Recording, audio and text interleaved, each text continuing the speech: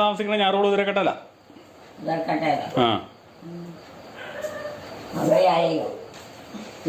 ആ അവിടെയാ സ്ഥിരം. പിന്നെ എവിടെ പോവാനാ? വേറെ വീടൊന്നും ഇല്ലല്ലോ. പിന്നെ എവിടെ പോവാനാ? ആ ഇവിടെ ഉള്ളു. ഇതാ ഞാറുകുളം ഉദരക്കട്ട. ആ